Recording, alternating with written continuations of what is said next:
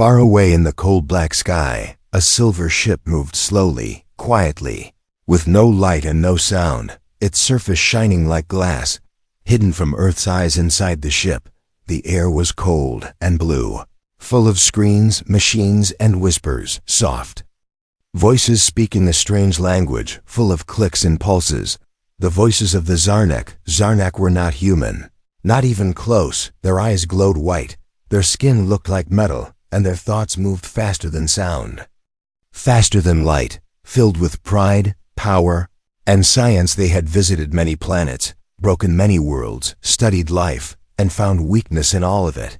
They believed nothing could stop them, and Earth was just another small planet to study and control. The leader stood tall at the front of the control room, watching Earth through a wide curved window. His name was Kralzar, the High Seeker, his hands behind his back, his eyes fixed on the blue and green world below. "Send the Watchers," he said in his own language. "Let us see what these soft creatures do when they think no one is watching." Tiny invisible drones flew out from the ship, like silver dust, spreading over forests, cities, oceans, and deserts, each one recording everything. People walking, cars moving, birds flying, children playing. The aliens laughed when they saw humans dancing, eating, running around, so simple, so soft, no armor, no weapons, only busy with strange small things like music, food, games, and sleep. One screen showed a man jogging with a brown dog. The dog looked up, barked happily, its tail moving fast. The aliens tilted their heads. This was not a wild beast. It stayed close to the human, guarding. Watching another screen showed a girl holding a white cat. The cat stared straight into the drone's lens, not moving, not blinking, its eyes deep, cold, and endless. The alien watching that screen felt something strange. A tightness in his chest. Then it happened. Drone 047 went silent. No signal, no video, only black. Then drone 049 vanished. Kralzar turned fast. "What is happening?" he asked, his voice sharp. The screen showed the last frame from drone 047, a cat walking slowly across a fence, then jumping toward the camera, then static. The alien scientists checked the drones. They were not broken by accident. They were attacked. Something with claws, something fast, and something small. Kralzar stared at the footage again and again. "Send more Watchers," he ordered. "We need to learn more. Find this creature. Bring it here." The Watchers returned, moving through backyards and streets, scanning for strange animals. One drone followed a black and white cat. Small and silent, it walked alone through narrow alleys, looking around like a spy. The drone moved closer, recording every step. The cat stopped it, turned slowly. It looked right into the drone's eye again. Then it jumped, and everything turned black. Another drone caught a squirrel climbing trees at high speed, but the moment it reached the top, it vanished from the view. As if it knew the drone was watching, Kralzar walked through the lab, looking at the strange images of pets, dogs barking at empty corners, cats following shadows, parrots repeating human voices in the middle of the night, fish that moved like they were listening. "Are these creatures trained?" one alien asked. "Are they tools of the humans?" "No," Kralzar said slowly. "They are more than that. They are with the humans always, even in sleep, even in danger." One scientist nodded. "They stay close to children. They watch everything. They hear before humans hear. They smell what humans cannot smell," another voice said. "They act lazy, but they are never asleep. They are only waiting, in a quiet room." A captured drone replayed its final seconds. It showed a close-up of a dog's face, eyes glowing in the dark, a low growl, then silence. The lab grew quiet. No one spoke. The fear was small, but it had begun. Kralzar touched the broken drone with his cold fingers. "These creatures are not accidents. They are not toys." He walked slowly back to the command chair, the stars shining around him. He looked once more at Earth, so soft and so full of life. "Prepare a capture mission," he said. "I want one of these beings, alive." The ship moved deeper into Earth's night sky below them. A cat sat alone on a rooftop, Eyes glowing yellow in the dark, it blinked once as if it knew, as if it had seen them before. Asterisk. A sound echoed inside the ship, low and deep, not from outside, not from space, but from inside the walls.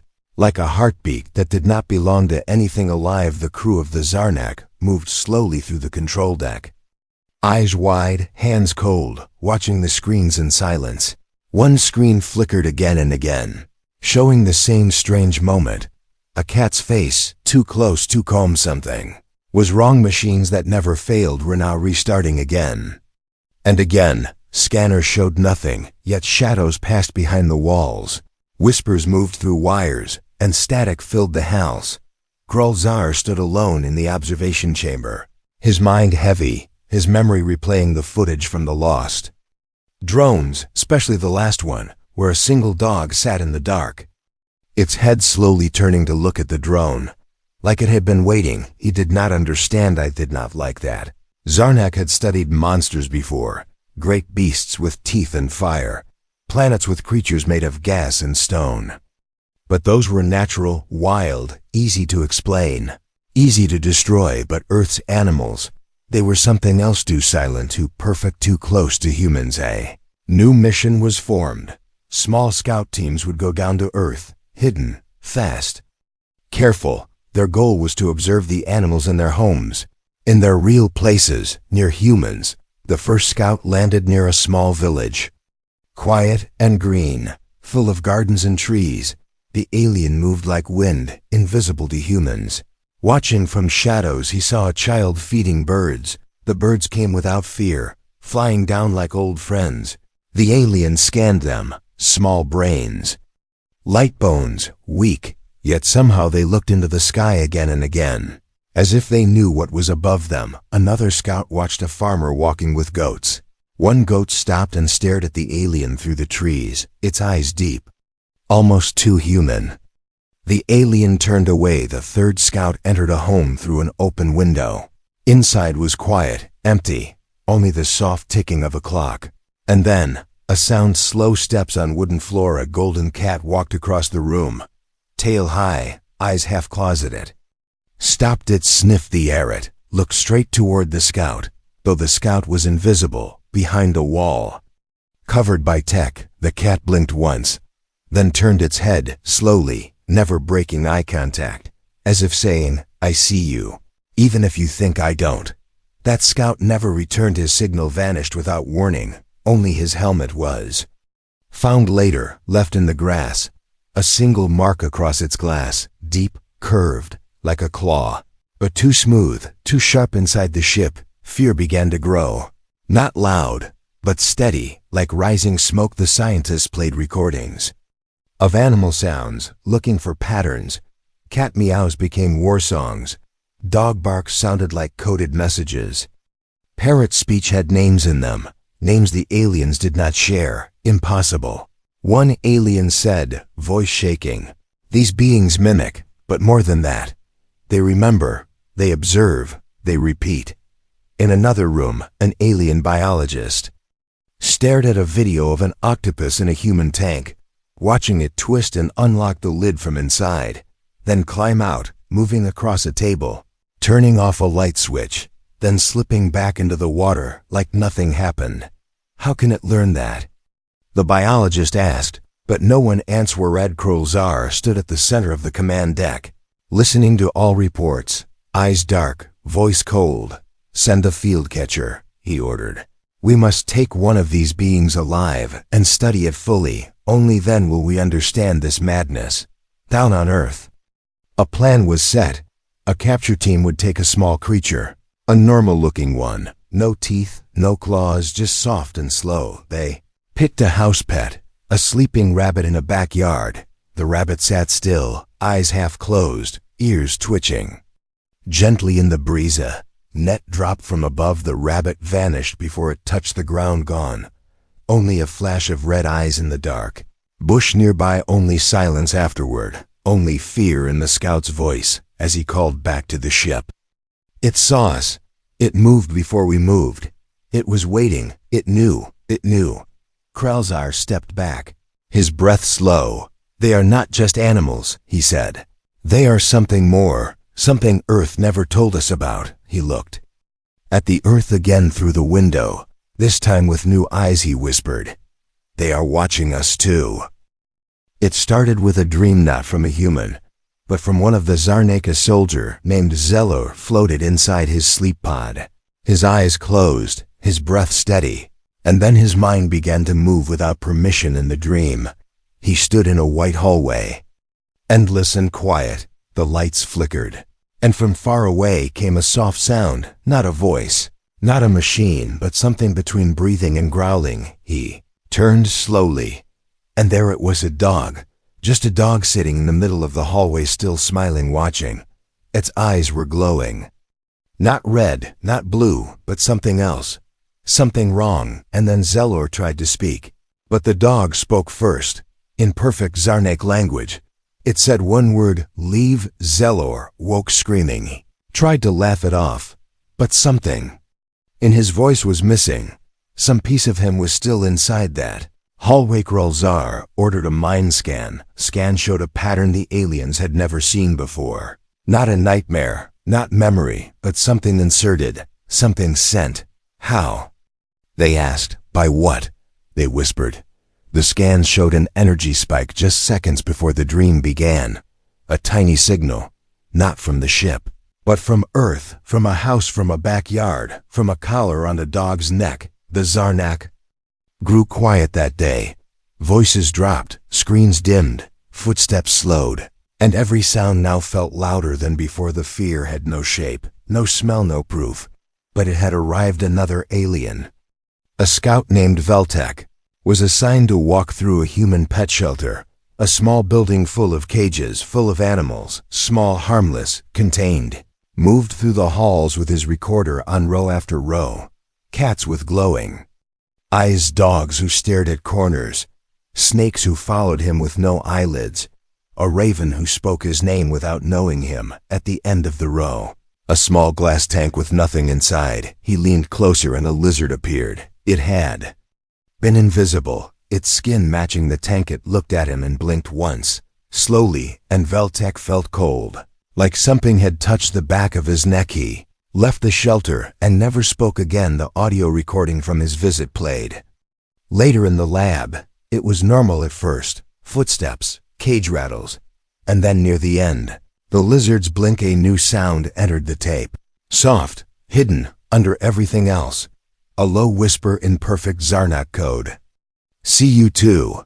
Machines were checked, errors denied, fear increased now. They had questions they didn't know how to ask. How did these animals speak languages they had never heard? How did they follow things they couldn't see? How did they turn off drones without touching them?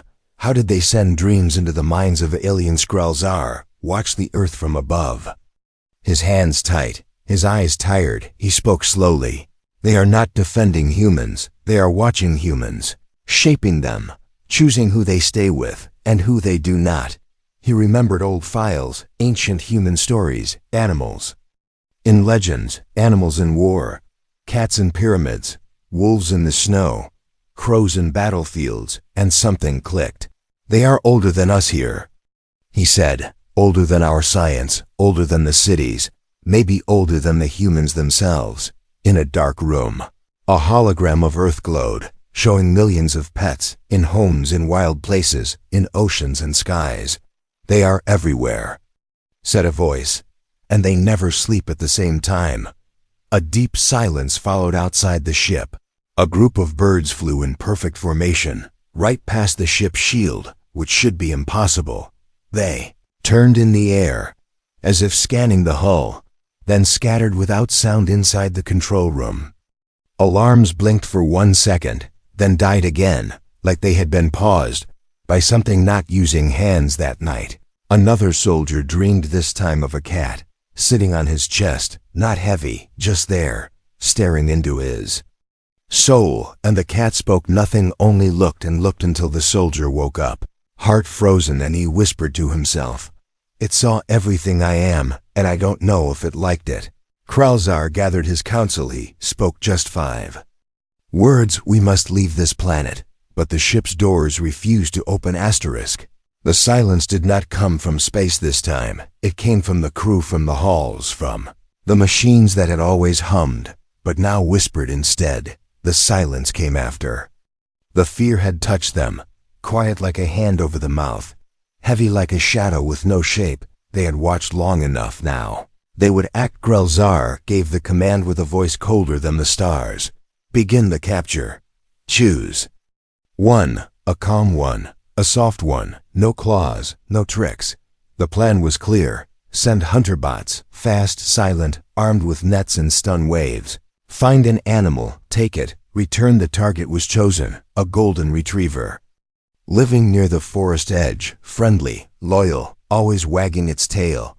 The perfect subject for study. The bots dropped from the ship like rain, landing between trees without sound, metal skin shifting to match the leaves, eyes glowing under their armor. They found the dog quickly, sitting in a backyard, chewing on a stick, its eyes sleepy, its tail thumping against the grass. It looked up, it saw them, and it smiled. Not a dog smile, something deeper, something older. One bot moved forward, net ready, powerful. The dog stood stretched and walked away, slow, calm, into the trees as if asking them to follow. They did without question. One by one the hunter bots entered the forest, leaves crunching under metal feet, scanners blinking, voices silent. The dog walked ahead, always just far enough to stay in view, turning its head every few steps, making sure they were still there. Then it stopped and a clearing light shined down between the trees, soft and golden. Wind moved the branches above like waves. The dog sat again, tail still, eyes locked on the lead bot. The bot raised its net, and the trees moved not from wind but from watcher's eyes, in the branches' eyes, in the grass eyes. Behind fallen logs, cats, foxes, raccoons, birds, even insects, all still, all staring, none blinking. One bot turned, another raised its arm, and the forest went dark. Not the sky, not the sun, but something else, something inside the bots, as if light had been taken from their minds, not from their eyes. One bot screamed, a sound no machine should make. Another fell, its legs no longer working, metal twisted by no visible force. The dog stood, it looked at them one last time, then walked into the trees, not running, just walking, like it had somewhere better to be. Hours passed. Only one bot returned, damaged, dented, crawling with shaking limbs. Its voice box cracked. It played one word, recorded from deep inside the forest. A voice not human, not animal, not Zarnaka. Whisper, go inside the ship. Silence again. Not shock, not anger, something worse, understanding. They were not hunting, they were being tested. Every step had then aloud, every move had been watched. And now the pets had made their answer. We are not yours to take. Kralzar stared at the broken bot on the floor, his fingers tight around its cracked shell, his eyes locked on the dirt, and fur stuck in its joints. He whispered, they led us into their trap, not to kill us, but to warn us. He turned to his council, their faces pale, their breath heavy. No more field missions. He said, we don't study this planet studies us. And far below, deep in the forest, the golden retriever sat once more in its backyard, its head resting on its paws, its tail flicking once, twice, its eyes watching the sky, waiting for what came next. Before humans built cities, before they made fire, before they stood on two legs and named the stars, the watchers were already here. Not gods, not spirits, something else, something soft and silent and always near. They did not speak with mouths, they did not build with hands, but they saw everything, and they waited. That was the first file Kralzar unlocked, an old Earth legend, buried in human data, told through symbols and cave art. Animals with glowing eyes standing beside the first humans. Not as pets, not as prey, but as equals, or maybe more. He stared at the ancient images for a long time, longer than he had ever looked at a screen. Lions with halos, owls with human eyes, snakes guarding firecats sitting beside empty thrones, and humans in charge, no humans alone. Another screen opened, a scroll, a temple wall, old writing and forgotten ink. One line translated clearly, "They chose us before we chose them." The ship had changed, its metal felt heavier. Its lights dimmed faster, its hulls were colder now, not from broken systems, but from something unseen. The crew spoke less, they looked at shadows longer. Even the silence had changed. One scientist began mapping the global pattern of pets. It made no sense. They were everywhere, not random, not accidental, as if placed like pieces on a board, as if the world itself was designed around them. Every city had cats, every home had dogs, even the deepest ocean had intelligent fish, octopus, moving rocks to block cameras, whales singing in patterns that matched deep space pulses. Things humans never noticed, but the Zarnak saw. "They are not bred," said one alien quietly. "They are positioned." The crew tried logic. They ran tests, built models, asked questions, but every answer led to something older, something deeper. They asked, why do parrots speak in human voices when alone? Why do cats look behind people when no one is there?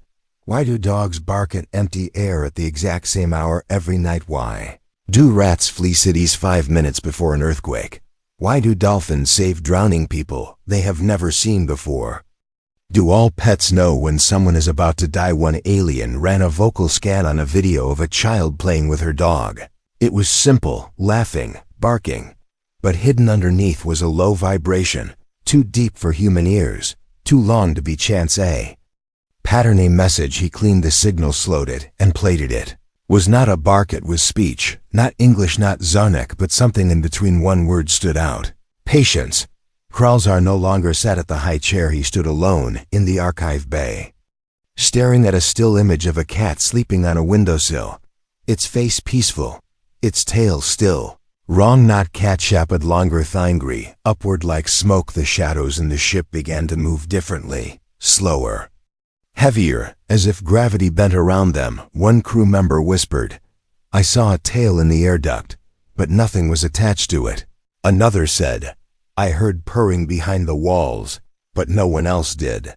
Someone else found claw marks under their bed, and they had never been to Earth. The final report was short, 3 lines written in the Zarnak's oldest tongue, words only used for danger, not understood. They are not with the humans. The humans are with them, always have been. In the data lab, a bot drew a pattern without command, circles and lines, like a map at the center. Not Earth, not the sun, but a small figure, 4 legs, tail, eyes, watching, waiting, and beneath the map, bot wrote 3 words in perfect Zarnak script. "They are awake." Asterisk. The food tray was empty. No one had eaten in days. Not because of fear, because the food was gone. Stolen, not spoiled, just missing, like it had never been there. And in its place, a single long white hair, soft, clean, still warm. Kralzar stared at the tray for a long time, not speaking, not blinking, his hand hovering above the table like he had forgotten what it was for. Lights above him flickered once, and the hum of the ship changed pitch by one tone, one single shift. Like the sound had taken a breath. He stood quickly, left the room, turned the corner, and stopped. The hallway was not empty. In the middle of the floor, a ball of yarn, read perfectly round, no thread trail, no explanation. It rolled once toward him, then stopped. No wind, no movement, no logic, just the ball and the silence. Another crew member screamed in the control deck. His monitor was covered in paw prints, not ink, not dust, something burned into the glass, deep and glowing. Impossible to clean. "It's inside," he whispered. "It's already inside the ship." Doors began to open and close on their own. Systems went blind. Lights turned green when they should be red. Cameras showed only static, or sometimes worse, short flashes of animal faces too close to the lens. One door slid open and stayed open. Cold air flowed in. A room on the other side. Only trees, forest from Earth inside. The ship trees that did not belong. Bird sounds that should not echo here. Leaves on the floor and shadows moving through them. Kralzar ordered lockdown. Every section sealed, weapons online, escape pods armed. Nothing obeyed. The ship refused the commands, as if it had changed its mind, as if it had chosen a new captain. And then came the scent. faint warm like fur after rain. Every hallway, every room, every breath carried that scent now familiar to humans, foreign to Zarnikit, brought shaking to hands, blinking to screens, and a memory none of them had lived. One soldier begged to leave, his eyes wide, his voice high, but the escape pods were gone, not launched, gone. The docking bay now held something else, rows of animal carriers, empty, clean, waiting in the sleeping quarters. One crew member turned over in bed and felt something soft against his back. He reached out, felt fur, turned slowly. There was nothing there, only indentations in the blanket. Still warm, still fresh. Krolzar stood in the heart of the ship, where the walls were thickest, where no light entered. He looked up at the main screen, trying to send a final report. The screen flickered once, then showed a face, not human, not alien, just eyes, cat eyes, close and blinking, watching him from inside the screen. He dropped the control stick, and the screen purred a low, soft sound that filled the entire ship, not loud, but everywhere, inside their minds, under their skin, inside the walls. Then came the voice, not human, not machine, not from outside, from beneath, inside the ship's core, deep inside the metal and memory. It said 3 words, simple, soft, final: you stay now. The engines shut down, the stars stopped moving, and somewhere in the hallway small bell rang, once like a collar being shaken. It arrived without sound, not through waves, not through light, not through anything the machine could explain. A signal with no source, a voice with no throat. It came to a mining station near the edge of a dead moon, where no life had passed in 1,000 years. The message played once, then vanished. The workers gathered around the static screen, unsure if it was real, unsure if it had spoken to them, unsure if they had truly heard what they thought they heard. But one word echoed across the metal halls: Earth, a planet too soft to matter, too green to fear, too small to respect. Until now, the screen showed no images, only a voice, dry and broken, as if crushed under the weight of knowing. It did not name itself, it only spoke the message line by line. Like a funeral, we came to Earth, we saw the humans, we laughed, we studied their pets, and then we stopped laughing. Every station fell quiet, even the machines paused, as if they too were listening. Voice continued: they are not companions, they are not decorations, they are not owned, they are the oldest thing on that world, older than bones, older than gods. They walk beside the humans, but they do not follow them, they do not serve, they do not forget. Then silence again, for 7 long seconds, and then the final sentence: they watched us leave, and they smiled. The screen went black. The crew sat still. One turned to another and whispered, "Did it say leave?" And the captain shook her head, her voice flat, her eyes hollow. "No, it said watched. Back on Earth, in a small city, no one remembers a dog sits in a window. Its ears twitch once its head tilts. It stares at the sky, as if listening to something only it can hear. A cat sleeps on a bookshelf, but one eye remains open. A crow lands on a power line, caws once, and waits. The humans feel nothing. They go on blind, lucky, loved above them, in orbit that no longer holds the Zarnak ship. The stars seem brighter, not because of light, but because the darkness is gone, and in its place, eyes, millions of them watching, waiting, still calm, still patient. For now across the galaxy, stories spread, told in whispers, told by ships that never visited Earth, told by species who now avoid the green-blue planet at all cost. The humans are not dangerous. They say the humans are weak, yes, but they are never alone. They never were, and if you go too close, if you step on their soil, if you enter their homes, you will see them, the ones that watch, the ones that smile at you like they already know how the story ends. They call them pets. But we know better now. They are not pets, they are the guardians of Earth, and they do not bark to protect humans, they bark to warn you to run.